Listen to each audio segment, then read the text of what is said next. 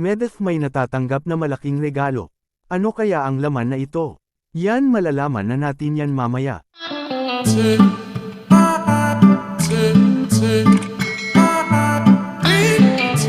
Isa namang mapalang araw po sa iyong lahat sa mga fans dyan kay Medeth. Sana po lagi kayong nakasuporta sa aking ginagawang reaction video para kay Medeth.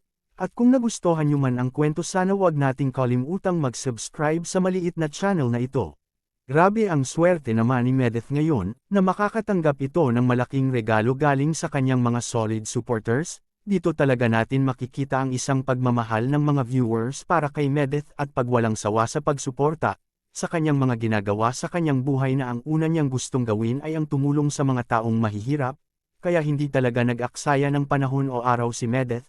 Talagang pinagsipagan niya ang paggawa ng mga video sa kanyang channel, para may makunan siya ng budget na kahit kuntin lamang ang kanyang maitulong, ay malaki na po yun para sa mga taong makakatanggap nito, kaya tama lang ang pagsipagan ni Medeth yun para ipakita sa mga taong hindi naniniwala sa kanya, na kayang gawin ang mga ginagawa sa mga ibang sikat dyan na mga charity, para din maipakita ni Medeth na kayanan niyang mag-isa na gumawa at tumulong sa kapwa na nangangailangan, at nagbunga nga ang lahat ng iyon na kahit ilang araw lamang ay may natatanggap na siya ng malaking regalo para sa kanya, na minsan ay hindi pa niya ito natatanggap ng nasa kalingap pa ito, na mareregalohan sa ng ganito kalaki na sa tanang buhay niya ay di niya malilimutan. Sa kabilang dako naman, ano kaya ang natatanggap ni Medeth na magandang regalo, at ang regalo na ito ay malaki ang pakinabang sa kanyang pag-vlog ngayon, kaya sobrang saya ngayon ni Medeth sa kanyang nadarama na nakatanggap siya ng magandang biyaya.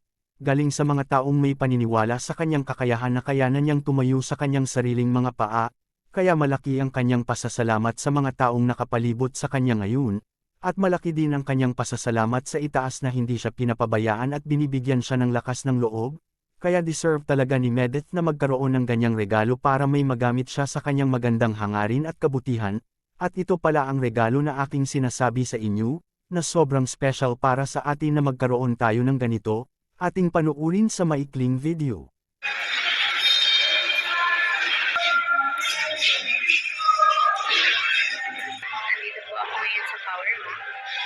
Ang bibilhin ko po dapat ay 512 GB, kaso ang available lang ay 256 GB. So yun.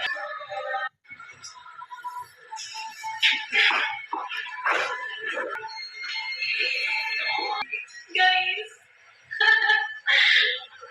Papakita natin apat. Anong magandang masasabi niyo ngayon kay Medeth na nakabili na ito ng magandang regalo para sa kanya ng isang iPhone 15 Pro Max? Please comment and God bless us all.